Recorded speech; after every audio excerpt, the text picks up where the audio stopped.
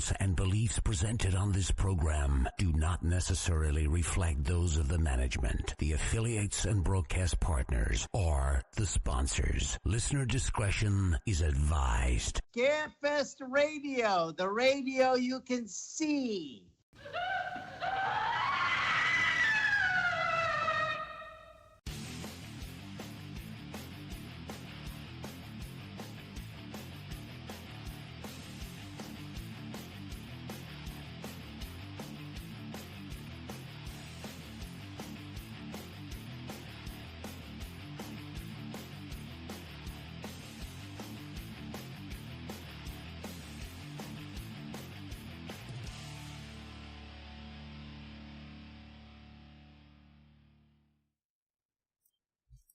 Did you miss me?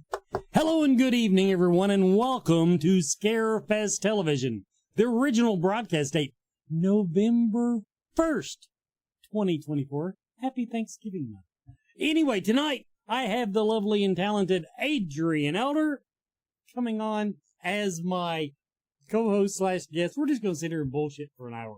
I got Joe Lewis. He reviews When Evil Works. And I got a little announcement at the bottom of the hour. Nothing big. No celebrities. Just don't even ask. Anyway, so we're going to sit here tonight and we're going to talk about things that went sideways and how we think we can fix them and some of these suggestions. I've got some of the suggestions from the Scarefest group, Adrian, because people just have no clue. No clue. And I'm not the one to pull punches. It's not my convention. Worst that can happen is you tell me stay home and I get to sleep an extra day or two. So. Yeah, absolutely. Well, and one correction, I'm sorry, but the original broadcast date of this episode is actually October 32nd, 2024. Oh. Not ready to let it go yet. You people in your Halloween bullshit. Anyway, okay, now I'm just going to go ahead and jump right into it. Let's talk about Friday evening. First of all, if I had been out there, everything would have been just peachy. I'm telling you. That's true. Because, okay, after the line building went south Friday night, everybody, I went out bright and early Friday morning and helped them line build outside the convention center. Saturday morning. And people noticed when I left. There were posts on Facebook saying everything was going fine until Wes left. And then it went smooth. So I'm just going to say. Wes has decreed he will not be back in the media booth ever again. He is going to fulfill his lifelong dream of being a crossing guard. I am thinking about is quitting everything. Farming, the show, everything, people. That was it. I worked for Scarefest at least 10 years. And I mean, that's working for me before I ever, that was the easiest thing I had ever done. And probably one of the most impactful things to the larger audience, because a lot of times when we're at the show, when we're doing things, it's more one-on-one or, you're doing something, you're communicating to a group of 10 people or something like that. And you're out there, you're directing the masses. Now, what I need to know is, did you encounter any religious fanatics this year? No, I did not find a damn one. Well. Did not have nobody walk. They were scared of the crowd. Yeah. They couldn't find a place to park. Exactly right. No, but see, I get into it. I was out there. I was stopping traffic. I was out there, had my hand up, and I'd wave people across. And if the cars were coming, I'd say, "Don't worry, we'll hit you first. I'll take the hit." Someone told me that. They said I went to cross the road, and Wes was like, "Come on, they'll hit me before they hit you." Yeah. So and with my shirts, putting his life on the line for you all. Yes, that's what. So everybody, I need to announce tonight that I probably will not be doing the black carpet anymore. I'm going to hand that duty off to somebody else because if I don't get to enjoy a single minute of Scarefest, I'm going to go out there and enjoy that first couple of hours. And he's serious, y'all. I mean, serious. Yeah. It was, for one thing, doing the black carpet, I love doing it. Don't get me wrong, everybody. But I go into it, I'm already all frazzled because we've been doing all kinds of catch-up stuff all day Friday. And so my mind's not real clear. I'm already tired. And you know how embarrassing it is to have to ask every single goddamn celebrity their name? No, I mean, yeah, I get it. Totally. Hi. Tyler Maine walked up. And first of all, there's no mistaking Tyler Maine. He's true. like 8 foot tall. Mm-hmm. He has a very distinct look. I've known who he was since he played in the X-Men original years movie. ago, right? Yeah, years ago. I knew about that before I ever knew he was the shape or whatever you want to call it.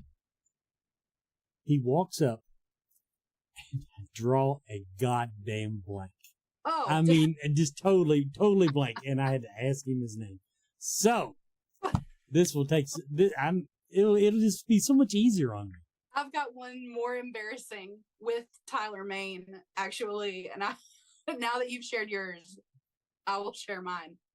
I walk up to his booth on Sunday and I tried to get to him on Friday. I tried to get to him on Saturday. I had his packet to give him, his welcome packet that he's supposed to get Friday morning. It's Sunday afternoon. And I walk up and I'm waiting, he's got some folks there, and he turns around and I was like, hey, he stands up and he comes over and I was like, I got your stuff for you. I just need you to sign that, I'm giving this to you. And he was like, oh yeah, and before he could finish his sentence, I said, Adrian. And he goes, at the same time I said Adrian, he said, ready for a nap. And then he said, Adrian, I know who you are. I was like, okay, well, just making sure, because normally when I walk up, I'm like, hey, I'm Adrian. We've talked on the phone or we've talked on email or whatever, because I know how bad I am with faces. And that's why I asked everybody from the group, even if we've talked before, tell me your name when you walk up, because I'm horrible with faces. So I just assume everybody is an idiot like I am. And I was like, Adrian. And he said, need a nap. And I'm like, oh, I need one of those too. Yeah, clearly. Well, Lori is our volunteer director. She kept asking, she would send emails out saying, did all your people show up? Did you have anybody? And I'm like, I never actually said it to her, but truth be told, I don't know who half of them are. No, by name. I mean, year, hey, you. Yeah, next year, we're 100%. I'm getting name tags. I thought about doing that this year. We're gonna have to. Yeah, for the celebrities, we actually I think it was Scarefest 11 we did. Because it was Nicole's idea. It was a beautiful idea. We printed out their celebrity banners on the sheets. Mm-hmm. And gave that to people who needed to know, who the celebrity was. And I think we should, I might go back and do that again. Like a photo, like their graphic. Yeah, basically their graphic, although Brandon is not as picky about photos as I was. That's the other thing I was going to say. We could do that, but also we would need to make sure that, and I'm not calling anybody out by name, but I went to pick somebody up at the airport a few years ago, and I had no idea her picture was 35 years old. I did not know. And thank goodness that she was with one of her co-stars who I kind of recognized, even though his picture was probably 15 years old. But I mean, there are people like Christy Turner showed me a picture of her from 10 years ago or something. And I'm looking at the picture. She didn't say, hey, look at me. She said, look at this. And I'm like, who is that? I swear to God. And then she said, that's me. And I was like, no, it's not. And she started laughing and I'm looking at it. And I was like, this is you. And this is you. Yeah. So anyway, they don't prepare you for that. Sometimes their photos are not up to date, and it can be quite shocking. So that was when I used to do the graphics. That was my rule. I tried to get a reasonably current picture. Sometimes they send you their approved images and they're not. And I hate to call him out by name. Joe Bob Briggs did that to me. Yeah. He wanted that picture, which is weird to me because he's on TV now. He was doing it, getting ready to premiere his show when he came to us. And I'm like, why would you want to use a 20-year-old picture when you're famous for doing what you're doing right now? Sure. But he did it. And he makes more than I do, so. Yeah, We'll just go with that. But yeah, now my worst, and I tell my volunteers, I had like 35, I think I had 40 signed up, 35 or so showed up. Yeah. But I tell them the story of my right-hand man, Rick Baldwin. Mm-hmm. I told you about him, I've introduced you to him. Great guy. Last year he was helping me. Mm-hmm. And we were down on the second floor, and he's following me around with a clipboard or pad of paper, making sure I get my shit done. Every time the phone would ring, he'd say, okay, what do you got to do now? Well, I had told everybody in my group, in my volunteer staff, call me or text me if you need me. Mm-hmm. And I said, so what he did, he texted me to make sure I had his number. But what he did, he texted me and said, this is Rick. Didn't say he was doing it. I pulled out my phone, looked at it, and said, who the fuck is Rick? Oh my gosh. Okay. Right in front of him. I got another one. So the other day, my phone is nearing the end of its life cycle because I never delete anything. I have tens of thousands of text messages on my phone. It's 4 years worth. I got 5,000 text messages the week of Scarefest. So there's a lot of texts on my phone, photos, video messages, that kind of stuff. So my phone is getting a little antiquated. And the other day, I went to answer my phone and I did not recognize the number, and it had a name on it, but right when I went to answer it went dark, and I was like, who the shit was that? And then I went to set my phone down, and I heard someone talking, and I looked down at my phone, and just at the very tip top around the time icon, it was lit up green because it had answered, but instead of showing the phone screen, it just went to whatever app I had happened to be on at that time. So I pick up the phone because I just said, who the shit is this? And he says, hey, it's so-and-so from Rupp Arena. He said, there's someone here with a package for you. This is like Wednesday after the show. And I was like, a package? And I was like, well, you just need to refuse it, send it back because our show was last week. Also, I'm really sorry. I didn't realize the phone picked up. He was mad. He was not entertained at all. Who the shit is this? And on this episode, Adrian teaches phone etiquette. Yeah, exactly. All right, we're gonna go ahead. We're got just a quick break here. We got very little breaks tonight. The announcements are like 20 seconds. So we're gonna do this when we come back. We're gonna talk a little bit about the crowd size. We got and I am going to give Adrian my guest wish list for next year. Oh. It will surprise everybody. You know what? There is a pinned post in the group. I got your undivided attention right now. I'm dividing the shit out of that attention. I got laptop open. Go to commercial break. Are you a fan of horror movies, books, comics, music, and collectibles? Room Org magazine is for you. Subscribe today to receive 6 or 12 print issues annually and join me, executive editor Andrea Subasati, on an ongoing journey through the horror genre of the past, present, and future. Plus, get access to unmissable special editions such as A Century of Witches, 50 Years of Gore Cinema, British horror movies, and so much more. Room Org, the world's premier horror and culture and entertainment magazine since 1997. Accept no substitute.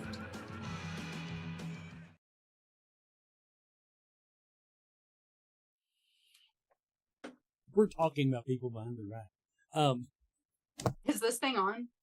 It is now. Okay. Okay. Now, to address some suggestions, which we had one tonight, the show has gotten too big. The crowd is too big. Now, first of all, the number of people I've seen post that we need a larger venue, all of our stuff is here. Mm-hmm. Yes. And you don't realize how much stuff we got, people. We started breaking down at 5 o'clock. Well, actually, Frank and a few others started even before that. Turned down props and stuff. It took us till 11 o'clock just to jam it inside the storage trailers to get it moved. And I mean, that was not neat. That was just any way it would go in. We have a lot of stuff. We have what was our total volunteer staff, not counting no shows? Do you remember? 252. 252 people that dedicate, well, most of them dedicate a chunk of their lives to this. If we were to move, there is no bigger venue in Lexington. Forget it. I know some of you are from out of town. It does not exist. We could not even, when they tore down the convention center the year of COVID, we were not sure when they would get it back, and so we were looking for a substitute place. Yep. There was no place to even park our stuff to have it. I mean, there was just nothing comparable. Yep. We looked at the horse park. We looked at all the convention centers in town. So forget Lexington. And if we move it, then the crowd size won't be a problem because we won't have the crowd. Yeah. I'm telling you, if you uproot and move, it's deadly. Mm-hmm. So. Yeah, and also, and Jake, your comment, you said no one reads it. Do you mean the post? No one reads the post, or no one reads the comments on the post? Because I beg to differ. Diana has made through the first 846 comments on that post and categorized them into a spreadsheet. She sent me our leading top 20 requests right now, and I will give you $5, Wes, if you can tell me who our current top requested guest for 2025 is. Probably. It is. It is. It is. Is it? I'm right. Yes. Yep. Thank God Anita answered though, because I don't have $5. But Actually, I was gonna get. I understand that, but I was actually going to guess Robert England. But I always forget the number one guest request every year is always 95% of the people that were there this year. Yeah, yeah. So I mean, it. Jake said the venue's fine, make fewer guests. Well, Brandon and I had a little bit of a heart-to-heart about that today, and we decided we're probably not actually going to have fewer guests next year. So okay, everybody, here's what's been going on since Brandon bought. The show lost money the first 2 years. Yeah, bad. First year horribly so. Second year not as bad, but okay. Now, third year broke even. Cause for celebration. Mm-hmm. And matter of fact, I don't know if it didn't just break even. I think it actually put a little bit in the kitty to go forward. It was a little bit, but yeah. Okay, now, COVID, as Brandon says, was a great thing. It actually gave us a chance to step back and find out, kind of get a game plan going. And we went forward. And since then, we've grown exponentially. Now, that exponential growth means that the show is now financially healthy. A show that is not financially healthy will not continue. No. And so that's the whole story. The 100 guests sets us apart from any other horror convention in the country. Yeah. Brandon wants you to go full gray. That's right. He wants me and Wes to match, which, see, Wes looks distinguished and beautiful. I look like a crazy witch every time I get another kinky gray hair. But I'm keeping them, right? So we can keep count of how stressed out I get. I think I'll have white hair by June. But yeah, and the thing is like I want to say there were a couple of things. I might have talked about this on my live. I literally do not remember the live that I did. Was that last Wednesday? I don't remember. But whenever it was the long live I did, I have no idea what I said. I don't remember. My brain's fried after the show, and I haven't taken a day off yet. We're still working on closeouts and contracts and stuff for next year. But, one of the things that I want to say, like the people that are watching right now, like we're not doing big guest announcements tonight. The guys that are hanging out with us right now, you all are going to be here no matter what. Like we could book like a block of cheese and you all would be super stoked. So, I'm not saying this. As I always tell Brandon, we've got 9,000 people that if we lock the doors, they're still coming. Yeah, exactly. Yeah. So, and all the love to you guys. Some of the things that you see on the internet are just horrible. And a lot of times the people that are on there commenting and the things they're saying, you have to understand that they have no clue what they're talking about. I mean, really, honestly, they just don't know. I saw one of the worst comments like I saw this year was just, here's the truth. And that dude's comment could not have been further or more unattached from the truth behind the situation. And it's like the people that started rumors at the show, like some of the guests weren't coming back the next day, yada, yada. Every single guest that I talked to had nothing but great things to say about the show, about the attendees, about... Well, they should. They made bank. Yeah, I mean, they did really well. And like, you know, I talked to an agent today, and I asked him, I said, do you have any feedback for me that could help me improve? And I'm not saying this to toot my own horn. He literally said, absolutely not. You all are top-notch, A+. Don't change a thing. Everything you're doing is great. Now, that's from the agent to us, you know, with their client coming to our show. Yeah. Obviously, there's all kinds of things we can improve on. But, you know, but like this guy, you know, he just kept on about, you know, everything with the communication and, you know, everything at the show, the organization that we provided them. And I told him, I said, you know, a lot of the people we worked with this year were a little weary about the size of our guest list. And before I could even say anything, he said, yeah, I thought you all had lost your minds. And I started laughing, and he said, yeah, I wasn't going to say that to you, but I was sure that you all had just totally lost it. And he said, and I couldn't have been more wrong. And I was like, well, good. But, you know, I think that we have found a pretty good formula for, you know, bringing some older, you know, some older films, some newer stuff, some more popular, some more undergrounds, you know, there's a little bit of everything. And we definitely are going to be coming out with a lot of information in the next couple months about some changes. Some things have to change. Some space is going to change. But it's not going to be anything dramatic. So the main thing I want people to understand, one of our goals is, okay, now we're pretty much on Saturday, we're at max size, okay? Yeah. We're logistically, physically limited now. So now we got to figure out how to get y'all there on Friday and Sunday. That being said, now I don't even know where I was going with it now. Anyway, but in other words, we've got the crowd we need. Yes. Now we have to find out how to take and spread the butter on the bread. Get you all on the second floor, on the first floor, hopefully. Yeah. In order to get that crowd more play-doh, malleable. Right. And that's something we'll work on.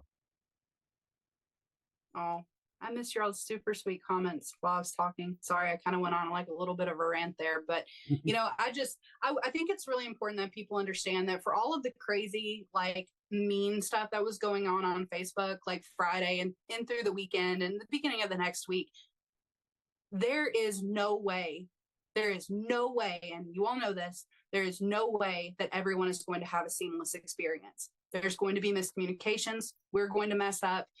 That's going to happen. And what's important is when that does happen, that the way that it gets handled after that. And so that's why it was really important to me, even though I don't know what I was talking about, right after the show, that, you know, we did the live, Brandon did his live, and then we do the council episodes because we want to be visible. So that's one thing. I got a lot of compliments at Scarefest. People saying, you know, you're the only show that does anything like this. Yeah. Now, there's other shows that have podcasts, don't get me wrong. But I don't think anybody that tries to be as transparent and takes you behind, not just gives you the decisions, but the reasoning we made decisions. And sometimes, I'll put it this way, there's a lot of decisions, people, I would have made differently because I am the black smoke of the crowd. I absolutely look for the worst outcome and do everything I can to head it off. And so, without me, it's you've probably been still standing out in the goddamn street. Probably. There, I said it. Yeah. Probably. But yeah, oh, I know what I was going to say. It had nothing to do with the crowd size. After all that went on Friday on Facebook, when I was line building Saturday morning, I walked down the line going, okay, who lives in their mom's basement? I was trying to root out the trolls ahead of time, but everybody said they were fine. Yeah.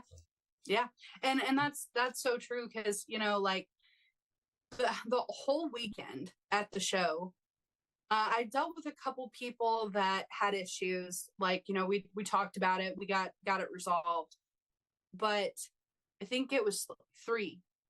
And I know there were more. I know other people talked to folks, and things like that and got stuff sorted out. But me personally, what I got was hundreds of people over the weekend stopped to. So I'm really happy for the little glitch on Friday that caused people to get on Facebook and be really mean, because the amount of love and support that we got on Saturday, like, kept me going. How many people were like, hey, don't listen to that. Like, this is great. It matters. And like, it really, there was one point, I think it was early Friday. I had to walk out onto the loading dock and burst into tears. And I gave myself about 90 seconds to get it together. Right. But I cried hard for like 90 seconds. And then I came back onto the floor and I had to go across the floor. And I ran into Anita on my way, and she was like, hey, stop, you need a hug. And we cried a little together also. But it was happy. Those were happy tears. It was, because like somebody had a really, really, really great experience, and it made me cry. It was good. But yeah. Now to close this out, one thing, and somebody mentioned it in the chat room, the one thing we are going to improve on is getting our message out through all channels. Yes. It's the same principle as I do with the Scarefest TV. This thing goes out on YouTube. It did go out on Twitter until they made it absolutely freaking impossible. It goes out on Instagram, which is totally off center. I'm looking at it now on the screen. I did a really shitty editing job there, but setting up job. But we put it on Facebook on at least 2 channels, and it's shared to other channels. So we're really good on that part. But now we got to go back old school. We're going to start sending out emails again. Yeah. Regular, try to get it done monthly, hold Brandon's feet to the fire.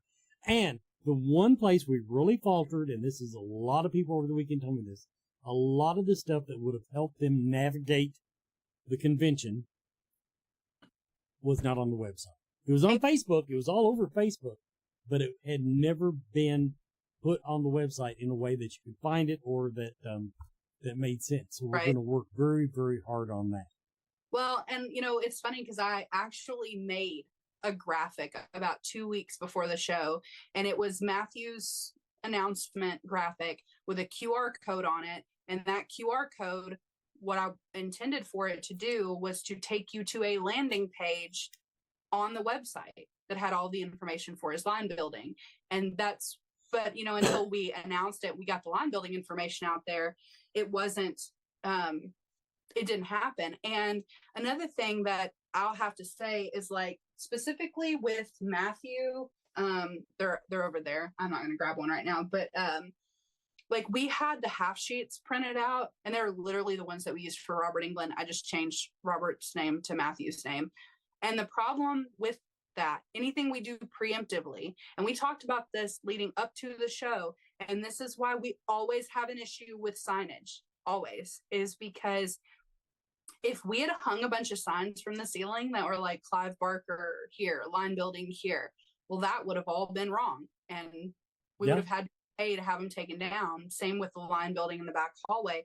But even with those map vouchers, once his team got in on Friday, they were asking me all kinds of questions about the voucher system. And they were like, how does this work? How does this work? How do you deal with this?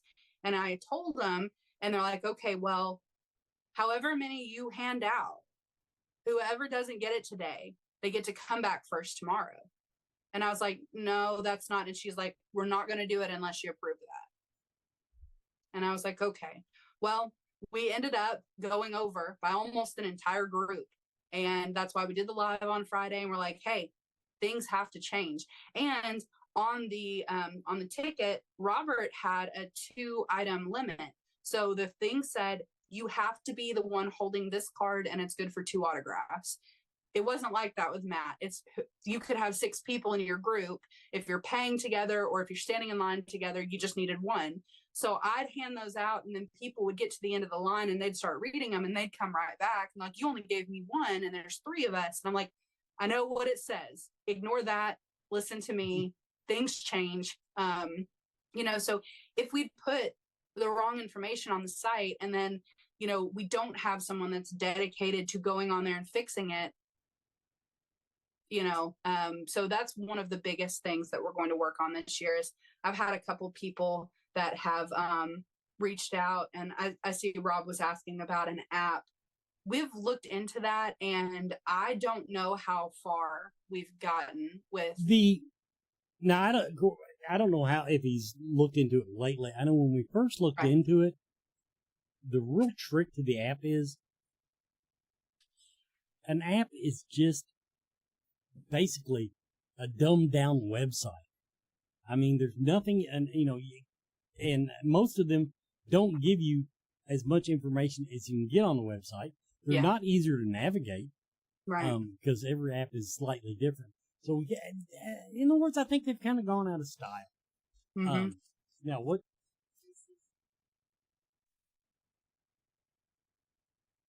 Now, that's another thing.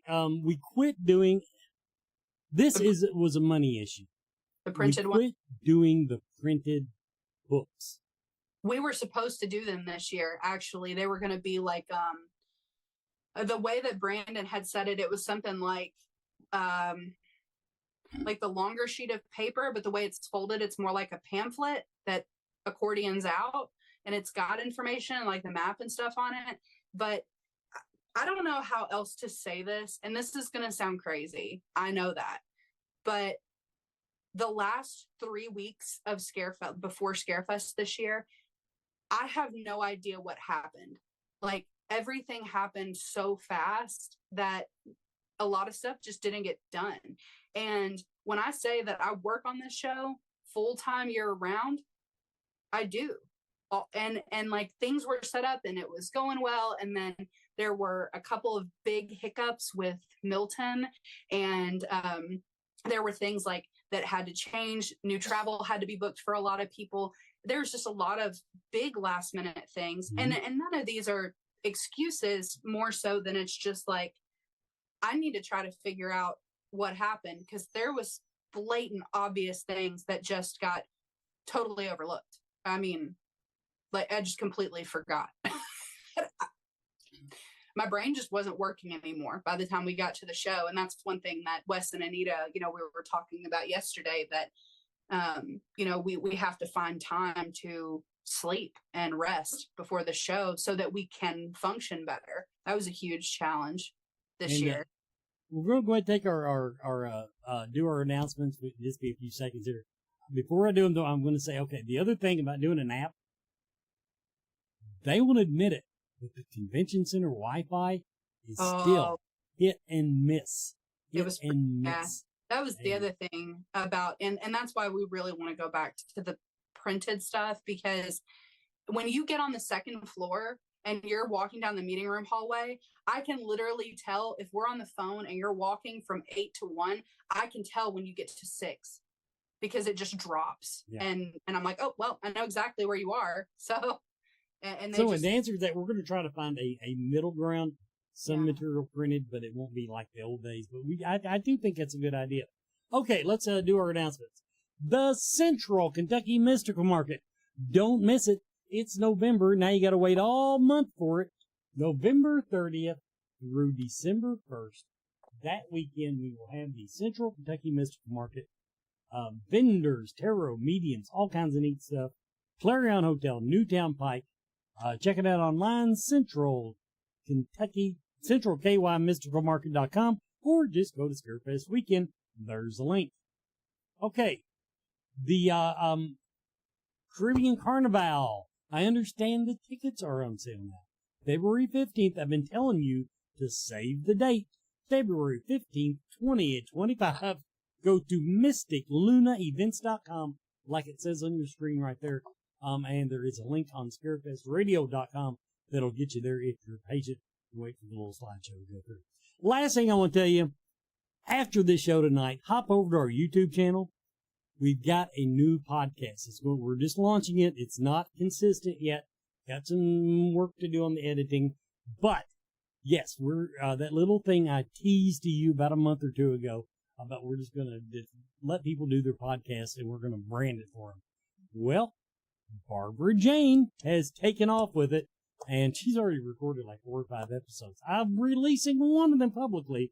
The rest of them, and that's 10 o'clock right after the show. The rest of them, to get early access to them, you're going to have to join my Patreon. Patreon.com/ScarefestRadio. So watch her tonight, and if you like it, you can come to Patreon.com/ScarefestRadio and join up for as little as $1 a month. Back to me and Adrian. Okay. My guest, one of the guests that I'm dying to have next. Well, real quick, the Mystic Luna, if you click on that, it still goes to Enchanted Forest Ball. You've got to scroll down a little bit and you will see the link for the Caribbean Carnival. Okay. But when you click on it, I'm sending her a message right now. Sorry, go ahead. Well, I'm done. It's good that you're informed because I hadn't tested it. Anyway, Frank Saladino. I want Frank Saladino at Scarefest. And people, if you don't know, Frank is the 80s douchebag guy from Sleepaway that I do the cosplay of. Frank Saladino. And I'll be releasing, I did an interview with him. I'm going to release that one week when I want to take a week off, just because it's a good show. It was an easy show. It's just me and him talking about all his life and everything. But, so that's my number one. I definitely want Frank.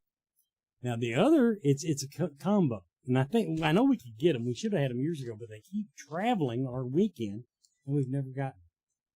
From Terrifier 1, I want Samantha Scafidi and Catherine Corcoran. I know. I saw Samantha at wasn't she at CreepyCon? Yeah. And everybody, if you've not met her, looks nothing like she does in the movie. I wonder why. Well, I'm just saying, and not that she's not beautiful either way, but I'm serious. If I'd walked past her, I wouldn't know. I could have watched that movie, met her in the hallway, and walked right past her. Mm-hmm. That's how dolled up they had her in the movie. But that being said, I want those two ladies. We need to work on that. Okay, well, we're going to be in triple digits this year. That's all I can tell you. Well, you're not going to, I don't get none of my damn paranormal people. You can throw me a couple of horror people. Okay, there. Well. Now, that's where I'm at. Mm-hmm. And the other one, I really think we'll have Paul Taylor. And part of the reason is him and Catherine did our shitty CyberCon. CyberCon event, and I think we owe them. I'm just going to say it. Fair. Yes. They were wonderful. So yeah, okay, that's my actual wish list. Now somebody else in the chat room mentioned Josh Gates. I would love to have Josh Gates back. He is hard as hell just to get a hold of.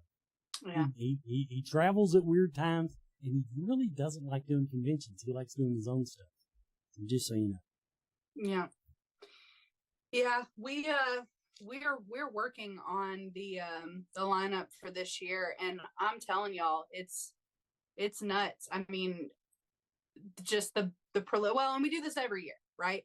And then this is what always stresses me out. This is why, like, we have to close out this show. We got to make sure all of our bills are paid, get all that, and then get all of our contracts for next year. And then we can start really focusing on booking.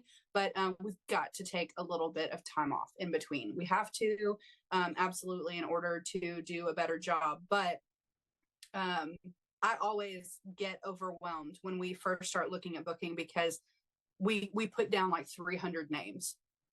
And then we narrow down from there. Well, add my 3 to it. Okay. 4 to it. Now,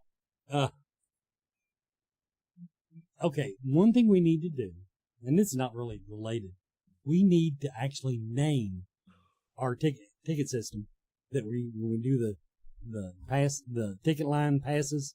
Mm-hmm. The reason I say that, now everybody, this was in I'm not going to drop any names, but this was in our business meeting the other night. Adrian or Brandon I think it was Adrian that said it. Well, we don't have to worry about that this year because we do not have a Matthew Lillard. And then a sentence later, they drop a goddamn name that will be just as crowded, just as full, and that's all I'm going to say because I don't want to jinx it. But we have right if we get him. I say that, but what I mean is the fact that, and people have to have noticed this, like between the posts that have gone viral, our group went from, we were staying steady at 22,000 members in the group. Have you looked at the number lately? No, I haven't actually. It's over 30,000. Yeah. And that's because of the posts. There were a couple posts that went viral. One of them was at 80,000 reactions the last time I looked at it. And God love that post. It was amazing. I can't believe that's what we went viral for. Okay, good. Right. But now that being said, everybody that's been coming to the show for years, like, would have noticed online at the show, the feel was different. The crowd was different. There were a lot of people, the people that were tuned in and plugged in and, checked the group and things like that. They are the ones that are saying, yeah, we had a great time because, everything that you talked about with a few adjustments, but everything for the most part went how you said it was going to go. The crowds were crazy at the times you said they were going to be crazy. And, but there were so many people that were there that, they don't pass the vibe check, man. They've never been to shows. They were just coming for the one guest, which everybody that does shows knows you don't never ever come for one guest. Exactly. Because when you go online and you say, well, like the one guy that said, this is the worst organized event ever. The event director should be fired. I saw that. So bad to like that comment and say, yes, I've been trying to get them to send me home all weekend. I want to sleep in tomorrow. Sorry, man, you're stuck with me. It's not going to happen. But yeah, that's just, it's not true. It was very, very well organized. There is just a lot of things that happen that a lot of times people never hear about. We don't talk about them. Stuff goes sideways. And like Brandon mentioned, I told him before he did his live last Friday, I was like, one of the things, when you're talking about the line building in the back, you should mention the fact that Rose McGowan, a 3-day guest, missed Friday. So, you had 33% of the people that were going to be in her line are now spread out over, Saturday and Sunday. And there were several things like that. But all I meant by that was Matthew Lillard creates this, I'm just going to call it like the Matthew Lillard phenomenon, right? He creates so much. And, he just did so many photo ops, and there were so many people that were just there to see him. Now with some of these other big names, yeah, they would be huge draws. They would be great gets. But a lot of the people that are coming for them are more plugged into shows and going to shows, and they see now. Okay, I'm just going to back off. The name I'm talking about has that presence from way back classic horror, and is still going strong today. I think it would be. I'm not saying it'd be a Matthew Lillard, but I'm saying it'd be like a Matthew Lillard light. Yes, yeah, exactly. I mean, I'm not saying, and that's the other thing. Like when you go on and you look at the guest requests, right, and you're reading through, everybody's like, oh, we don't like these crowds, and we don't like the lines, and the fact that the volunteers were yelling. They have to, because you can't hear them if they fucking whisper. And I get it. I don't ever want to patronize anybody that's upset because they got yelled at or someone spoke to them sharply. That's not what I'm saying. But what I am saying is when you're in a crowd of people, sometimes you have to raise your voice to be heard.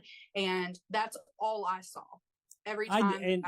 And some people, some people were helping us do that, and they don't understand in words, you tell them you've got to get this message out, and they don't always understand the etiquette of it. I yelled, but I made sure nobody was standing right in front of me when I did it. Yes. Saying, I hope no one was bothered by, of course, my voice when I yell. It sounds about like when I talk. Yeah.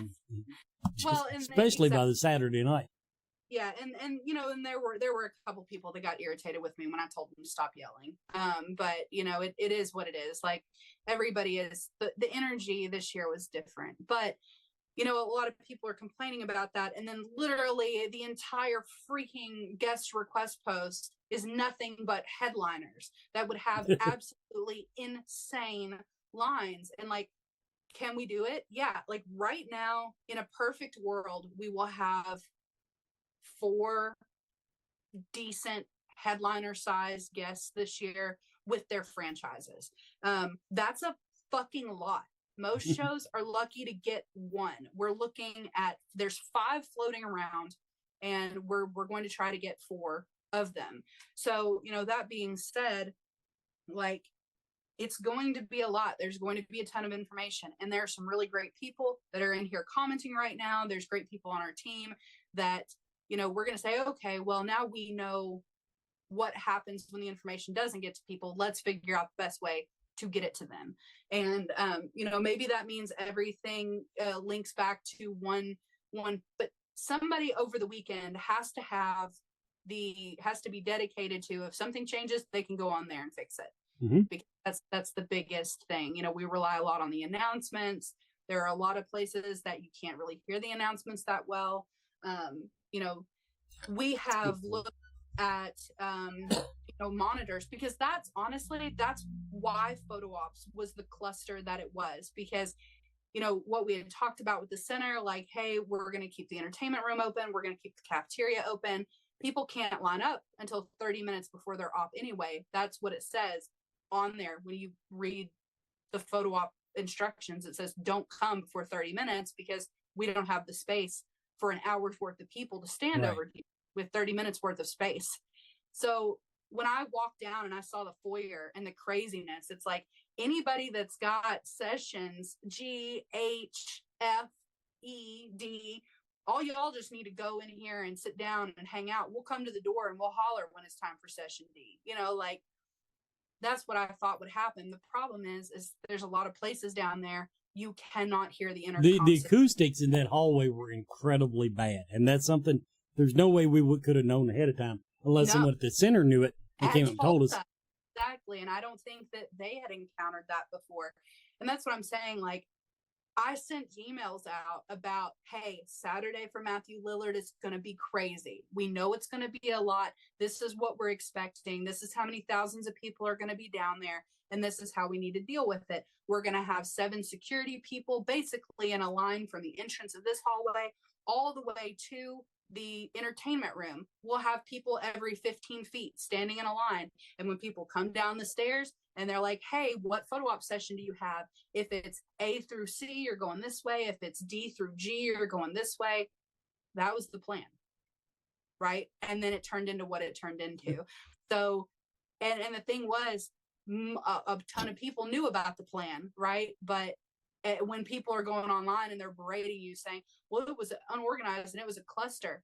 Yeah, I get that because plans A, B, and C all fell through. And here we were at the last minute, just trying to get the information out, by person to person. So I get it that it is frustrating. And I would not like to stand in a crowded, hot place and be yelled at. I wouldn't like it, and I don't want to do it to people either. I also don't want people to miss the photo ops that they paid for. So it came down to the lesser of 2 evils. And nobody seemed to be leaving photo ops mad. They may have been mad before but when they came out, they were with their pictures, they were happy. It was, it's like, okay, that's over. I had a really good experience. Now let's move on. Last thing I'll say on that before we go to commercial is I've never seen anybody cry over a photo op. And these teenage girls were coming out, Matthew Lillard's just bawling, and I just it tickled me, warmed my heart. Let's go to our movie review. We'll be right back with a couple last minute notes. Hey, Scarefest fans, this is Joe Lewis of Bonehead Weekly, where I'm just finishing. Like the shirt? Thank you to Tracy Eller. If you like the shirt, check her out at Comic Cons and Scarefests and things like that. This week's movie was one of our Bonehead Weekly has a traditional, we watch a bunch of movies and see which one we like or dislike. This week, we got two good ones. The first one I want to talk about is one that Greg Nicotero suggested to us, and we really, really wanted to watch it. It is called When Evil Lurks. I keep calling it What Evil Lurks. When Evil Lurks. It's a 2023 film, and it takes place, it's in Spanish, and it's in Argentina. It takes place in a small, small community. And it, like a lot of epic films, the story starts in the middle, and this one kind of starts in the middle. And basically, these two brothers find a demon-infected man in a house about to give birth to something. We don't know what. And they with the person who owns the land, decide to get rid of the body, and they end up making it just worse. And the thing when I was watching this, because it was so well acted, so well written, so well executed, but it's pretty vicious for a lot of you. As I kept thinking, the lead character Pedro, it's all his fault. It's one of those where, oh, you make so many dumb decisions, you're such an idiot. In fact, it's pretty much the only thing I can lob at this movie. And some of it's kind of it's not an American film, so we expect everything to be explained to us, and we kind of find things out as we go. And I'm not going to tell you everything. But Pedro, the main character, the whole time the boneheads were just screaming, "Pedro, you suck. Pedro, you're an idiot. Pedro, this is all your fault." And I don't disagree with it after all's been said and done. It just gets worse, and people keep making bad decisions. The director says he got this story about a farm pesticides in his native Argentina that were causing widespread health issues. A lot of this is bureaucracy, apathy when it comes to corporations that a lot of us have. Oh, well, blah, blah, blah, nothing we can do. And if you're looking for a movie that just sums everything up and has it in a little box and it's tightly put together with a little bow on top of it, that's not this. But it is a movie that I really enjoyed, that all three of us who have seen so many movies could not figure out where it was going, which is one of the best compliments I can ever give another film. Do I recommend it? It's on Shudder. It's a Shudder exclusive. Do I recommend it one more time? Yes, with some caveats. There are some really brutal scenes. Some of them involve children. It was tough. We're all dads. All three boneheads are dads. A couple of them are tough. They're not overly gruesome. One particular one is with a mom and the son. But I mean, it's not for really kind of shock value as much as this is how the story would play out. And you're going to jump a few times. Not really jump as in I am so scared, as jump as I can't believe they went there. I can't believe they did that. This movie's really well made. It's really good. I really, really think you should go to Shudder and watch When Evil Lurks. I'm just giving you the warning up front. If you have a problem with, oh man, kids can never get hurt in a movie, this is not the movie for you. And truthfully, not going to have an upbeat ending. I'm not giving anything away to tell you, but it's just not.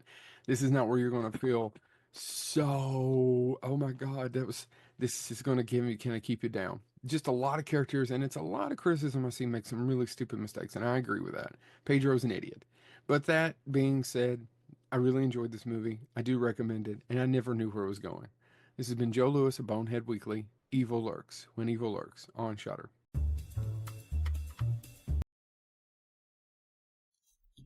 And welcome back, everybody. We got just a few minutes now. Just kind of going over the good and bad of things that went down this year at Scarefest. Now, my take away from the weekend, and I think, heck, it might be Brandon that said it.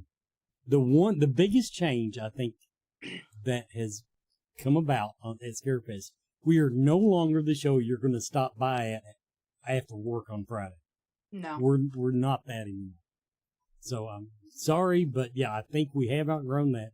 The other thing is, now there's the people that were there, and you pointed out, Adrian, a lot of first timers. There are people that are not going to like a big show. There are people that don't like rock concerts. I used to hate Walmarts because they were just so big and always crowded. Now everybody's just, now they're empty like every place else. Yeah.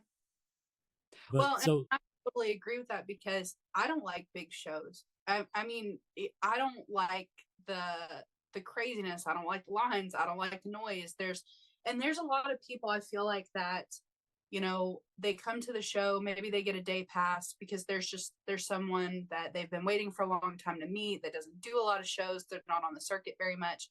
They want to get in, they want to get their person, and they want to get out. They may shop some vendors, things like that, but they're not there all weekend. They are not there,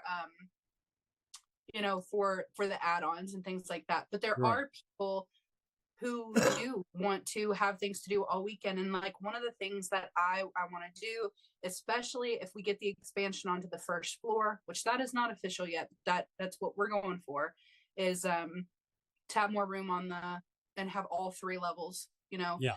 If we do that, then one of the things that I really want to do is I really want to have Rob help us to expand our classes, like, bring in some instructors that want to teach stuff. Like there's been a couple people that have reached out to me about, wanting to do some cool little classes and keep those free as much as possible. Now, if there's something where like the instructor needs, payment, or they need to cover supplies or something, then okay, maybe there's a small fee. But I think there's a lot of people that come in and there's things they want to do each of the 3 days, and they don't want to be up in the craziness the whole time. They want to go to, like, going from the 3rd floor into Clive Barker's room Saturday.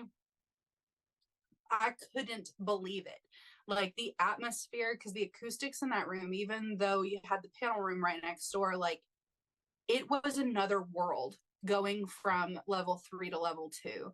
And we've talked some about having like some designated quiet spaces, things like that. I feel like there were a lot of areas off the main floor that were a lot more calm and a lot more quiet, but 95% of the weekend I was on the floor, and it was insane. Like I don't even know, I didn't know it was possible to have that much like adrenaline in your body. That's the only thing that kept me on my feet, was just the craziness from that. But that being said, having the guests is great. We're going to keep bringing the best guests that we can, the biggest lineup that we can sustain. And I say sustain, like I've seen some other comments, and we're always like really real with you guys. There are a lot of people that were on the page, like especially the week after the show, and they were talking about, it always makes me like ill when people say things like money grab. I don't think people understand how expensive things are, and just to break even, the lengths that we have to go through. There are some guests that they have very specific needs, and like to bring them in, like flights and cars and per diem and feeding them while they're here. I think that you could pick any number of some of our bigger bills, and I could pay my house off. So to say that, like, did we make a lot of money? Yes. Did we spend a lot of money? Yes. So there is quite a bit, into doing that. And we're going to keep bringing the guests. We're going to keep searching out really cool, unique vendors. We're going to be curating the vendors. We've been doing that a little bit more each year. We don't want to kick our veteran vendors out, the people that have been there forever. We're not going to do that, but we do want to bring in, some different people, and we're going to do that too. But there's other areas we can expand on. We can have more classes, the panels. I feel like panels were a big hit this year. Barbara, where are you? And, so having you all advocate for the things that you want to do. And then we did, for some of you, you were on the live last night, and like we made a very impressive list of some special event suggestions last night. Some of those are going to be prior to, post show, during the weekend. Some of the suggestions were things like throughout the year. But for the most part, like, we can have more interactions, and we can do more things. And one of the things that the panel room must be bigger. I know it was supposed to be 33% bigger. That was what we call an audible. It very much was. But yeah, Elizabeth, that's exactly right. People that say things like that tend to have an entitlement feeling. And like, I want everybody to have the best time they can. That's literally why we work so hard. That is why Wes puts up with me calling at all hours of the day to just talk about the most ridiculous things. He doesn't have to do that. Him and Anita are like, okay, tell me what happened. Now, For the record, if it hadn't been for me, the aisle would have been blocked next to my booth. Okay. I just called for ideas. I wasn't going to actually block the aisle, but he's right. He's right. If I hadn't called and said, hey, should we do this? And he said no, then yeah, there wouldn't have been an aisle next to Wes's booth. It would have been a wall. But yeah, there's a lot of things that people say on the internet that just, like I said, they have no idea what they're talking about. They cannot be more removed from reality. And there's nothing that I can say to those folks, once they have an idea in their head, that is what it is. I'm not going to change their mind. And I'm also not going to deny their posts or delete their comments. If they want to say that stuff, then they can. But also, you look like a dumbass. Well, the truth about the moral of the story is success has a look. And this is what it looks like. Now, and we just you are all a part of it. Gotta pull up our big girl panties and just make it just a little bit better next year. That's all we gotta pull up. Yeah, exactly. So, we're going to do that. We want to be like, we want to be the best that we can be. And, some of that looks like growth. It looks like expansion, but also, here's one thing I'm going to say. Cause I didn't think I was going to talk about this, and I know we're over time, so I'll try to keep it brief, but, one of the things that I kept seeing a lot of the week after the show was, some people were berating our staff, and other people were very heavily defending the staff. And, and thank you, because we had to go in and basically tell the staff, ignore what you're seeing on Facebook. Those people, if they were here once and they never come back, that's fine. If they're dicks, I don't want them here. We want to hear what everybody has to say, but at the same time, if you're just going to come in and you're going to be mean to people, I don't want you at the show anyway. So go. But, there is something that is not quantifiable about Scarefest.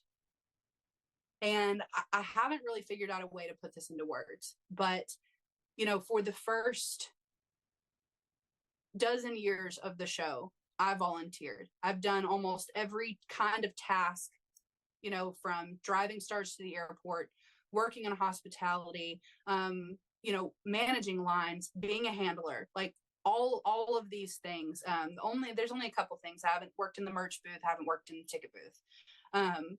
But for the most part, I did all of those things, and I loved it, and I did it for no money. And we got way less back then than we try to do now. As the show grows, we try to take care of our team more. But there are things that you can't buy. And we could absolutely go to Rupp Arena and say, give us 40 paid security. Anybody that's on here that has had an interaction with the security staff at convention centers, you will understand what I say when I say you would rather have a fellow horror lover talking to you because they care about your experience. They're there because they love what we're doing. They're not there because they're getting paid. It is not sustainable to pay a staff to run a show that big. There wouldn't be a show next year. So, trying to feed people, pay partial hotel stays, do these things. But when you come in and you're a part of the team, you're put into situations like the very first year. I'd never even been to a show before, and I just turned 18 years old, and I was driving Bill Moseley to the airport. Bill Moseley, Victor Miller. I had borrowed my stepmom's BMW, and I'm driving down the interstate, and I was so nervous. We got lost. My GPS died, and they were so sweet and patient. They didn't miss their flights. We got to the airport, and everything worked out great. But I was hooked. And that never ever would have happened if Scarefest, if events like Scarefest didn't exist. Why in the world would I have ever been in a car with Bill Moseley? I love Bill Moseley, right? We text now and it's great, but it gives you experiences that literally money can't buy. So, you know, the people that are at the show and they are working very, very long hours, I would never do this job for money. Like, you could not, if this was any other genre or any other group of people, I wouldn't do this job. If you said, I'll give you $500,000 to do this for a Comic-Con, I would not do it. And If somebody offers that to you, send them my way, though. I will. I know most of your job. We'll lose Wes to Comic-Con because I For would $500,000? Yes, I would not do it. There is nothing in this world that money could buy me that is worth the stress that I go through every year over this show. And I don't know how. With $500,000, you can forge chemicals that will make it not seem so bad. Okay, fair point. Okay. Everybody, we need to get off here. Everybody, this has been Scarefest TV. I hope you enjoyed us looking back and reminiscing and talking about what we're going to try to kind of tweak next year to make your experience more enjoyable. Yes. This has been Scarefest TV.